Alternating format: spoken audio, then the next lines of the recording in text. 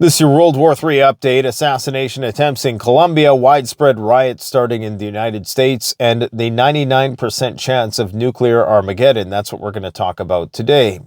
I'm surprised that the deportation riots didn't start sooner. If some of you recall on the Canadian Prepper channel, that was one of my predictions once Trump took office, is that after the first ICE arrests, you would start to see protests, but it didn't happen as quickly as I expected. It's finally materialized, and now it's likely here to stay. Rumor has it Trump may invoke the Insurrection Act to deploy the National Guard in Los Angeles. I'm not there, so I don't understand the extent of the raucous, riotous behavior, but I presume it is only going to continue to intensify because now media attention is going to be paid towards this particular issue. It's a convenient way, of course, to take attention away from the even bigger problem that is currently on my mind, and that is the risk of nuclear Armageddon. We are getting very, very close. Now, I want to share a very thought-provoking and ominous article that was written by a Russian statesman named Alexander Nazarov, who was a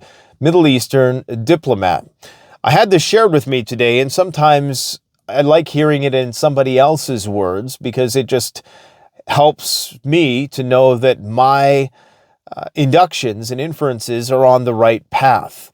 And it makes it abundantly clear that Russia cannot sustain a conventional war against NATO, no matter what all of the controlled opposition is trying to say.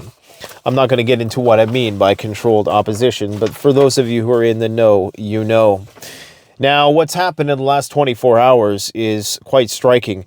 We have the Ukrainians who did a 130-strong drone strike on a Russian military train that took out 13 tanks, they claim. Now, you got to really maybe reduce these numbers by 2/3 to get the truth, but regardless, this, of course, is just yet another in a string of massive attacks on critical infrastructure and military infrastructure and civilian terrorist attacks. 7 artillery systems, 13 tanks, 103 armored and automotive vehicles, 10 fuel tankers, 1 locomotive, and a partridge and a pear tree. A Ukrainian strike on the Azot chemical plant in Tula, Russia. We have a Lukoil oil refinery that was destroyed in Nizhny Novgorod, hit by a Ukrainian kamikaze drone. So much for that detente on the attacks on critical infrastructure, both inside Russia and Ukraine. You're going to see the oil price start to spike from here on in. Ukrainian forces have struck the Eurochem nitrogen plant in Russia's Tula region with kamikaze drones. Now, the Ukrainians weren't the only ones that scored some points. The Russians hit back with 53 Shahed drones, 1 missile, and 3 dead and 21 injured in the Kharkov region. They had to relocate their strategic bombers. 2 of them, the Tu-160 bombers, moved to the Far East, which is only 660 miles from U.S. territory. I wonder if that is some form of strategic signaling. Germany is planning the rapid expansion of its bomb-proof bunkers. They're going to be upgrading up to 2,000 Cold War-era bunkers. Currently, only 580 are operational as they prepare for World War III. And the U.S. Air Force is getting ready to deploy more nukes once the Arms Force Control Treaty ends. Okay, and the Russians are also claiming to have taken out and this is not falsifiable, which it never really is, a bunker inside Kiev that was home to 53 Storm Shadow missiles and some NATO officers. But we're never, ever going to know. Now, if that all seems underwhelming, considering the beating that Russia has been taking lately and the beating that it is going to continue to take as Ukraine continues to ramp up its drone production, and all NATO leaders continue to look the other way as they've now realized that, hey, we don't even necessarily need to do long-range missile strikes because we can just overwhelm them with drones. What does Stalin say? Quantity is a quality of its own. If we can exhaust their air defense, get them spread as thin as possible, we can continue with our reconnaissance by fire exercise, map out all of their air defense and their territory from the inside out. Then we do the decapitation nuclear strike. Now, Listen to what Alexander Nazarov has to say. Okay, he's going to put it in words that I perhaps am not capable of. The Russian Ministry of Defense said yesterday that it launched a strike on Ukraine in response to an attack on bases housing Russia's strategic aviation. This means the bone thrown to the public to silence it turned out to be smaller than I had imagined. And I will say that we haven't quite allowed the Russians to perhaps fully respond. They could do something more grandiose in the coming days ahead. We just have to wait. But for now, it appears as though that was the retaliation. Bloggers are pissed. Trump responded by saying they, the Ukrainians, gave Putin an excuse to bomb them heavily last night. This is a public thank you to Putin for his support, because if the Russian response had been devastating, Trump would have been forced into a war with Russia, something he is already very close to, but the trap hasn't fully closed yet. You see, the people that know what's going on, the people who aren't just shilling or controlled opposition, me and a buddy of mine have a new nickname for these guys. We call them the Vaselines, because, you know, if you want to make things a little bit, if you want to make the truth a little bit more frictionless, then you just apply a little bit of Vaseline, right? So there's a certain army of former intelligence officers out there right now who seem to always minimize the attacks that Russia is sustaining and maximizing the attacks that Russia inflicts. Now, who does that serve? Something to think about. Anyways, accordingly, there are two possible interpretations of Moscow's choice not to succumb to these provocations by NATO, which may operate separately or together at the same time. Number one, an attempt to save Trump, who is in a difficult position as he is seen as Russia's preferred option. He failed to get out of Ukraine, but still undermines Western unity. So not because they like Trump, but because he's an agent of chaos, and there's currently riots in LA. That's why they like him. Because, of course, those domestic issues are going to potentially occupy Trump. But I think the 4D chess that they're not thinking about is that is going to create a diversion away from the escalation of the war with Russia. Also, as I wrote in the article, and this is number 2, this confirms Russia's refusal to engage in a conventional war with the West, because such a war would quickly escalate into a full-scale nuclear conflict. If this was theoretically clear before, it now requires no further clarification. The opposing side should have no doubt. This conclusion has been repeatedly and convincingly confirmed. Therefore, Britain, Europe, and the West as a whole will now double their provocations and test the possibility of a preemptive strike. Decapitation strike hypothesis, anybody? And since the inertial trajectory of the situation, the endless escalation of strikes on Russian strategic targets, which is only going to continue, cannot end in anything other than Russia's defeat. Nuclear conflict is already a 90% probability. It's just a matter of time. These provocations, you see, people think this is just going to end somewhere. When is it going to end? The goal is Russia's strategic defeat. It ends in a mushroom cloud. That's why we have these, to prepare for what's coming.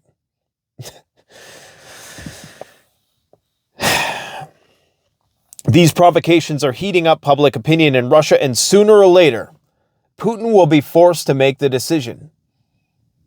And I can feel it coming. What is that song is that The Weeknd? I feel it coming. Yeah, maybe not a good, okay.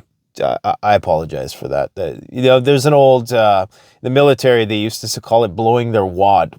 I think that was in the movie, The Miracle Mile. Go watch The Miracle Mile. Excellent nuclear war movie. It's all about a guy who figures out that the world's going to end, and he's freaking out and he's trying to tell people. He's got the Cassandra complex going on. I can relate. The fact that the Kremlin has refused to go down the nuclear escalation ladder right now, meaning abandoning nuclear intimidation, does not mean that Putin will not use nuclear weapons, nor that we cannot slide into a path of gradual nuclear escalation later. But the lack of response now simply means that a preemptive nuclear strike against the West has become one of the most likely options. As Putin has said earlier, if a fight is inevitable, you punch first. In this world war, the winner will be the one who is willing to destroy the planet and die himself. For Russia, the situation is complicated by the fact that the West is going to die anyways. Now, clearly, this is an Eastern perspective, so take that portion with a grain of salt. But this is the sentiment on the street. Day after day, oil refinery, chemical plant after chemical plant, train after train, military base, ammo depot, air base. Every single day it's getting crazy out there, and you're not hearing a lick about this in the Western media, which is absolutely terrifying. Really put that in perspective. We are at a point where the closer we get, the less they are talking about it. Isn't that weird? For Russia, the situation is more complicated by the fact that the West is going to die anyways.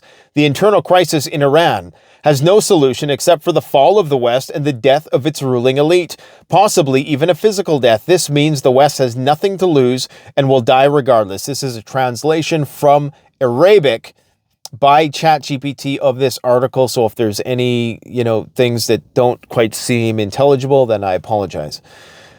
So it can raise the stakes infinitely. Putin has only two options if he even wants a chance at victory, and there is no guarantee. Either you launch a preemptive nuclear strike on the West now, or wait until the fall of his regime and the imminent death of Russia becomes unavoidable, and then launch the preemptive strike on the West. Isn't that a crazy set of options? Preemptive strike now, or after your government is on the brink of collapse. Personally, I would be happy to live a few more years in a modern society with all the benefits of civilization. I would too. I'm interested in seeing this AI thing unfold. Maybe that will unify us as a species. Or just live a few more years at all. That's why I lean toward believing that strategic patience is necessary. No one is late to meet God. We will all have a time to die. So there's no need to rush. But for Russia as a civilization and as a state, it might be better to start the nuclear war sooner, and not with a Western strike, but with a Russian preemptive nuclear strike. I was left speechless when I read that the first time, because it really does put it in perspective. Now, that is the worst case scenario. There's lots of other scenarios, but along this trajectory, they all involve nuclear weapons.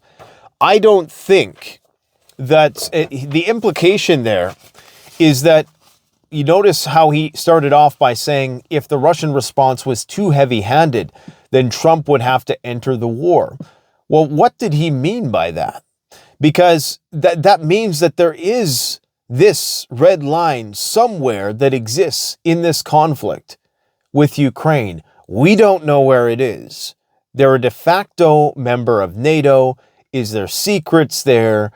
People talk about the labs and all the shenanigans and the corruption that is likely etched deep into the archives and the bunkers of Ukraine.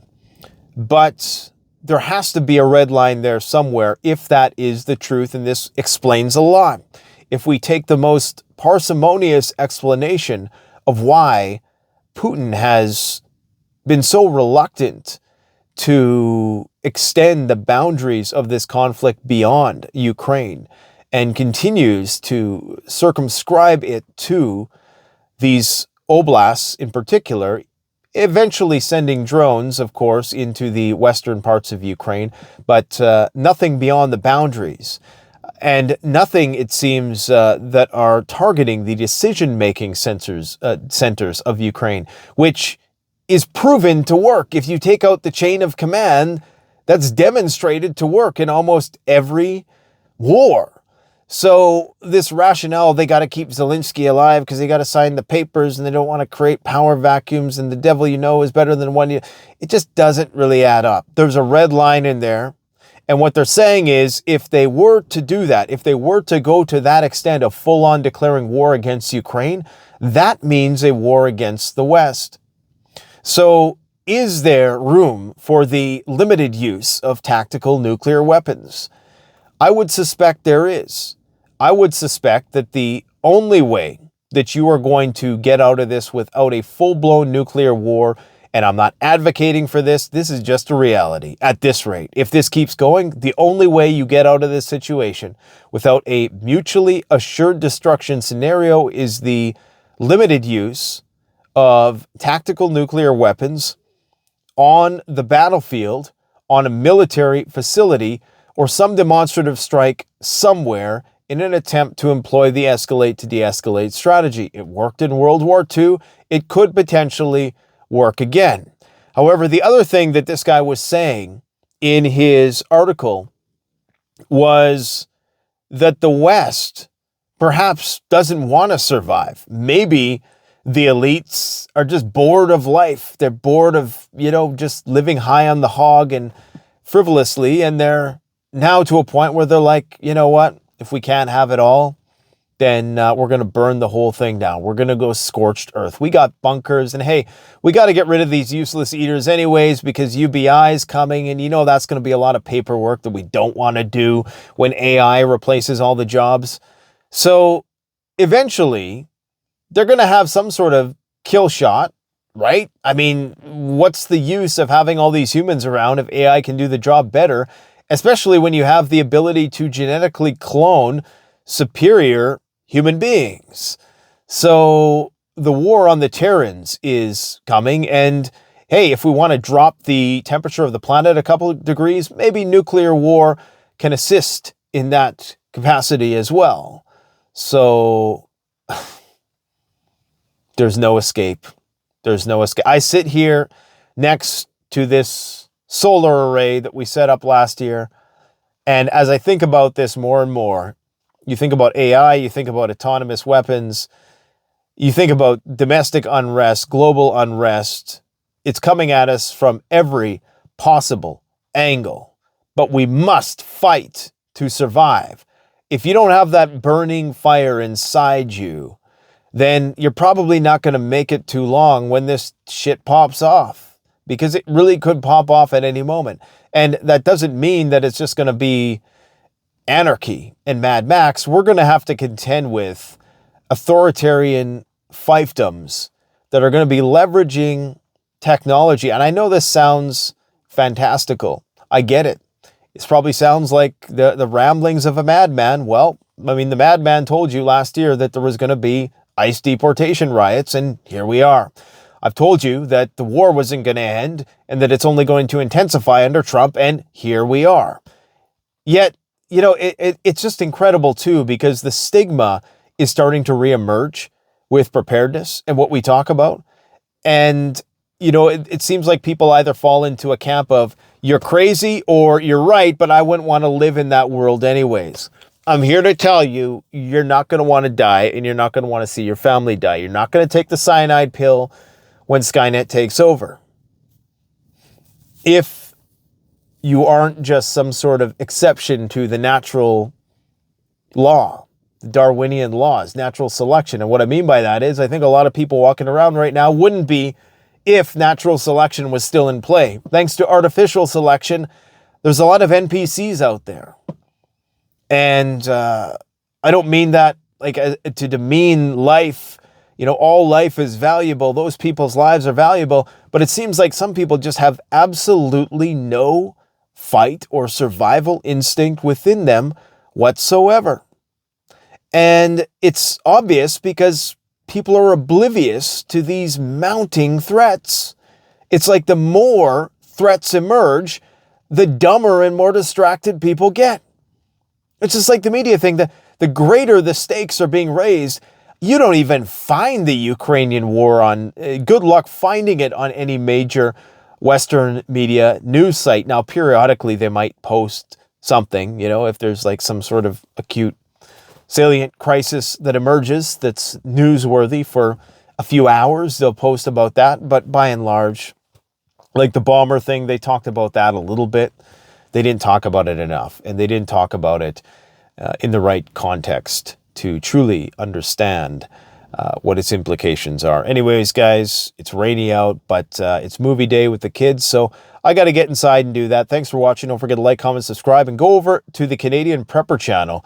We're interviewing Tom Marazzo, a rather controversial figure due to his associationship with the truckers convoy, but he was also a 25-year veteran, and he's written a book on